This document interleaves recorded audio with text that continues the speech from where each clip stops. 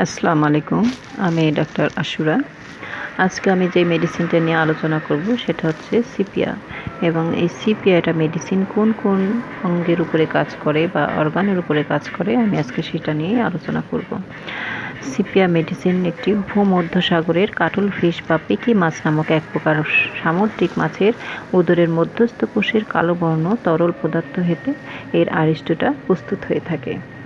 এই মেডিসিনের কোন কোন অর্গানের উপরে কাজ করে সেটা হচ্ছে দেখা যায় যে স্কিনের উপরে কাজ করে, হেডের উপরে কাজ করে, ফেসের উপরে কাজ করে, মাউথের উপরে কাজ করে, গ্যাস্ট্রোইন্টেস্টাইনাল সিস্টেমের উপরে কাজ করে, ইউরিনারি সিস্টেমের উপরে, তাছাড়া মেল রিপ্রোডাক্টিভ সিস্টেম এবং ফিমেল রিপ্রোডাক্টিভ সিস্টেমের উপরে খুব ভালো কাজ করে থাকে।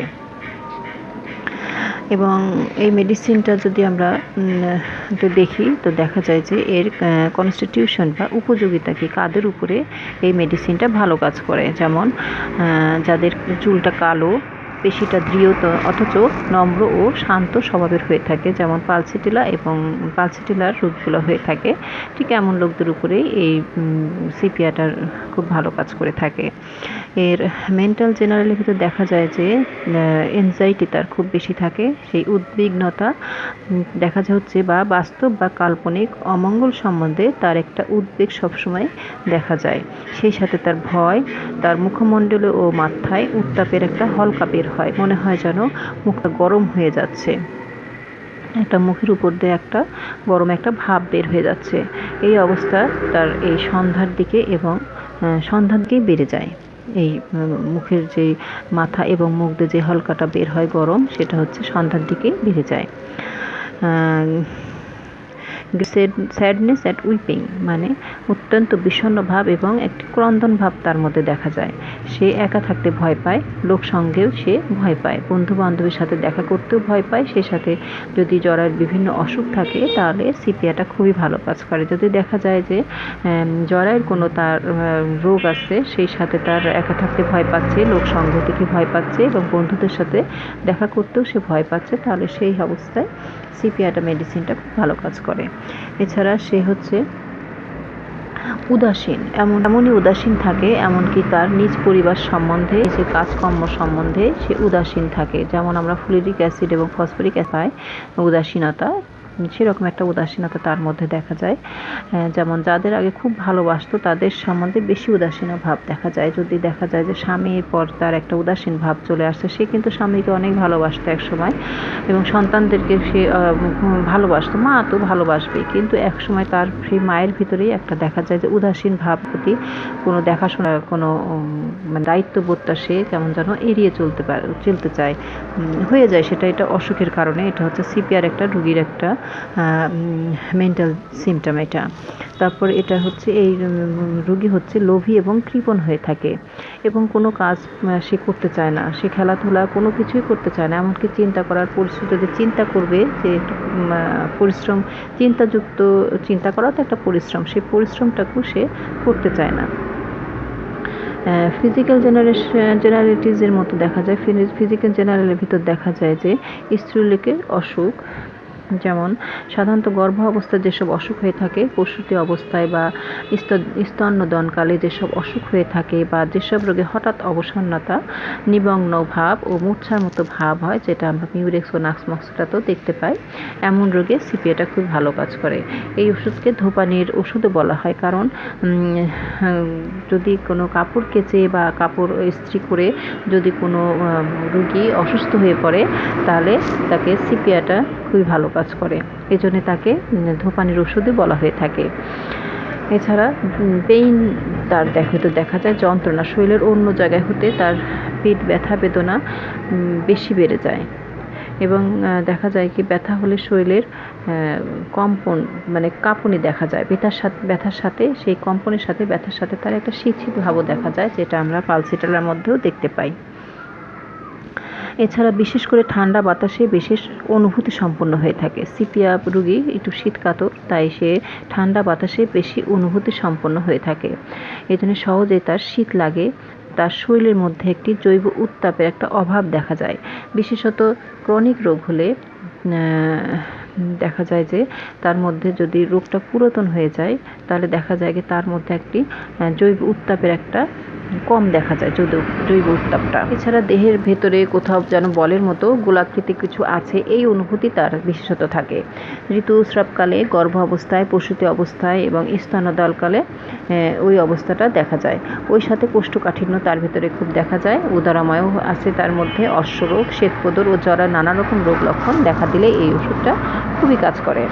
এছাড়া সহজে সে মুচড়া যায় বা অজ্ঞান হয়ে যায়। এই অজ্ঞানের কারণ হচ্ছে সে জলে ভিজে বা অত্যন্ত গরম বা ঠান্ডা লেগে গাড়িতে চড়ে বা উপাসনা স্থলে বা গির্জা, মন্দির বা মসজিদে যেই এখানে গেলে হাঁটু গেড়ে বসলে সহজে সে মূর্ছিত হয়ে পড়ে। এর আরেকটি লক্ষণ হচ্ছে গলায় যে কোনো বন্ধনী অত্যন্ত আঁটোসাঁটো পলিশার মনে হয় এবং সবসময় সেই আঁটোসাঁটো ভাবটা সে ঢিলা করতে থাকে। এটা আমরা ল্যাকেসিসের মধ্যেও দেখতে পাই। এর আরেকটি লক্ষণ হচ্ছে স্নায়বিক উত্তেজনা, যেমন সামান্য নড়াচড়ায় চোখে মুখে একটা উত্তাপের ঝলক বের হয়। হয়তো একটু নাড়াচাড়া, একটু নড়ে উঠলো বা উঠে বসলো, তখন দেখা যায় যে তার মধ্যে একটা শরীরের মধ্যে একটি উত্তাপের একটা ঝলক সে চলে আসে। ওই সাথে তার উদ্বিগ্নতা ও মূর্ছা ভাবটা দেখা যায়। তারপর সারা দেহ ঘামতে থাকে। এটা হচ্ছে মনোপোজের সময় বা রজনিবৃত্তিকালে এই লক্ষণটা দেখা যায়। এই লক্ষণটা প্রায় ল্যাকেসিস, স্যাঙ্গুনেরিয়া, সালফার, টিউবারকুলিনের ভিতরে আমরা দেখতে পাই। এই লক্ষণ দেখা দেয় হচ্ছে এই অবস্থায় এই লক্ষণগুলো দেখা যায়। পেলভিস হতে একটা মনে হয় যে আলগুনির হলকা উপর দিকে উঠতে থাকে। এটা হচ্ছে হেডের উপরে একটা কাজ করে, যেমন মাথা যন্ত্রণা, ওই সাথে মাথার উপরে একটা ঠান্ডা ভাব সে অনুভব করে। এটা হচ্ছে যেটা ভিরেক্টমের মধ্যেও দেখতে পায়। এছাড়া মাথার উপরে যদি উত্তাপ ভাব দেখা যায় তাহলে দেখা যায় যে ক্যালসিয়াম, গ্রাফাইট এবং সালফাইডটা খুবই ভালো কাজ করে।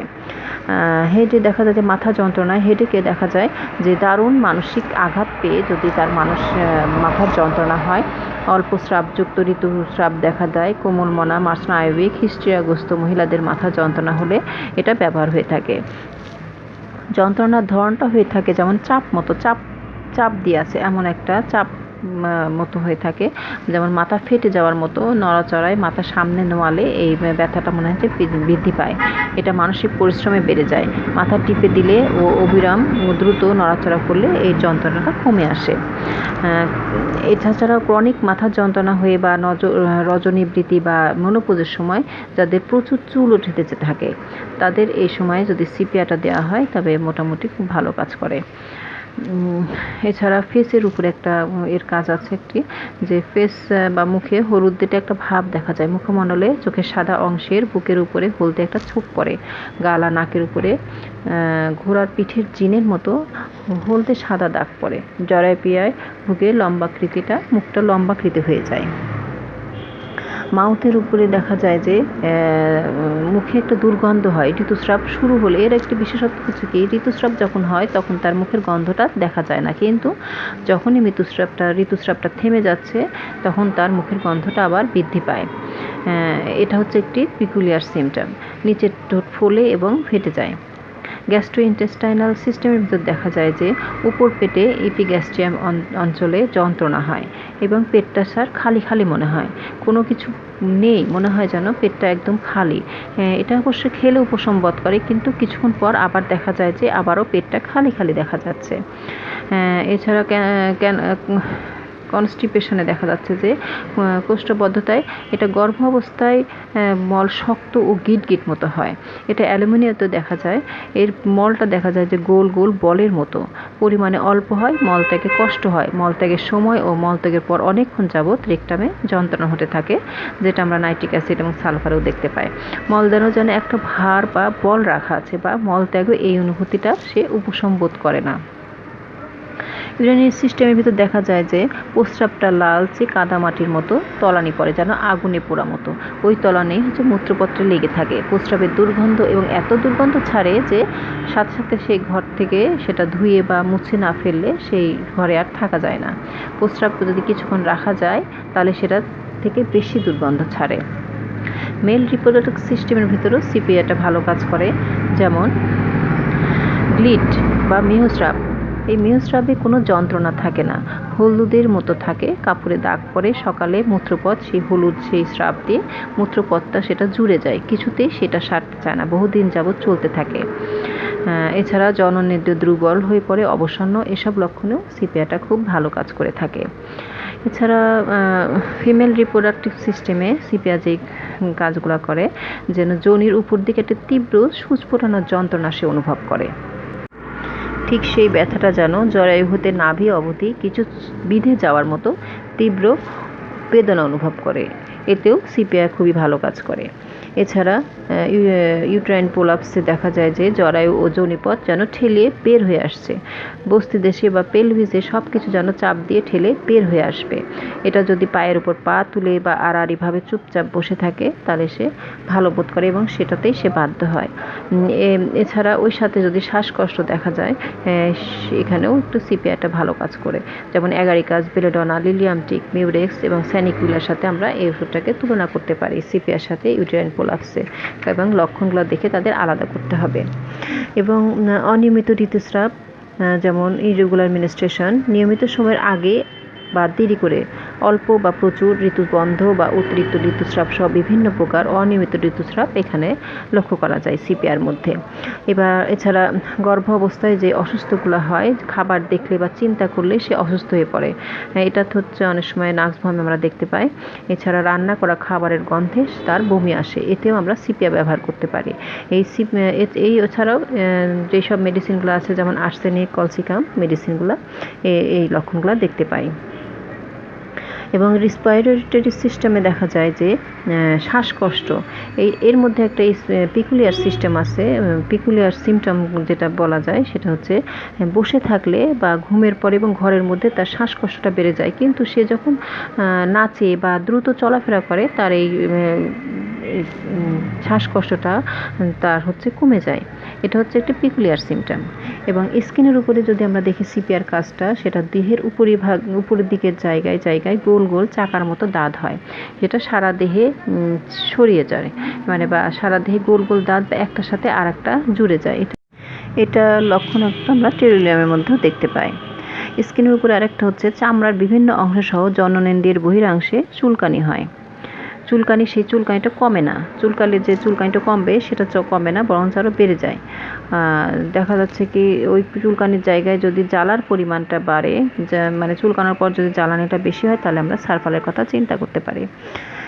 আচ্ছা, এছাড়া মডালিটিসের ভিতরে আমরা দেখতে পাই যে সিপিআর রোগীর যেই অ্যাগ্রাভেশন হয়, সেটা হচ্ছে বৃদ্ধি হয় বিকালে বা সন্ধ্যায় বৃদ্ধি হয়, ঠান্ডা বাতাসে বা শুকনো পূর্ব বাতাসে তার বৃদ্ধি হয়, অত্যধিক যৌনাচারে, পরিশ্রমে, গুমট স্যাঁতস্যাঁতে আবহাওয়া এবং বজ্রবিদ্যুৎপূর্ণ ঝড় বৃষ্টিতে তার বৃদ্ধি দেখা যায়। এটা যেমন আমরা শ্রোণী নামে দেখতে পাই। এর অ্যামিলিরিয়েশন যেটা দেখা যায় যে সিপিয়াতে উপশম বোধ করে বিছানার গরম সেক দিলে এবং কঠোর পরিশ্রম করে। এছাড়া বহু লক্ষণ, বিশেষত মাথা, হৃৎপিণ্ড, বস্তিদেশের লক্ষণ বিশ্রামে ও পরিশ্রমে বাড়াকমা দুই থাকতে পারে। এটি খুবই একটি দামি মেডিসিন, আমাদের সিপিয়া মেডিসিনটা, যেটা প্রত্যেকটা মানুষের প্রত্যেকটা অর্গানের উপরে খুব ভালো কাজ করে থাকে। এটা যদি আমরা এর লক্ষণগুলো মিলিয়ে যদি আমরা মেডিসিনগুলো দিতে পারি, তাহলে রোগী leucorrhoea, menstruation, irregular menstruation, skin, head pain, তারপর হচ্ছে মেল রিপ্রোডাক্টিভ সিস্টেমের উপরে এবং ফিমেল রিপ্রোডাক্টিভ সিস্টেমের উপরে খুব ভালো কাজ করে থাকে। তো যদি আপনাদের কোনো প্রশ্ন থাকে তাহলে অবশ্যই কমেন্ট করে জানাবেন, এবং ভালো লাগলে লাইক, শেয়ার এবং সাবস্ক্রাইব করে পাশেই থাকবেন। ধন্যবাদ।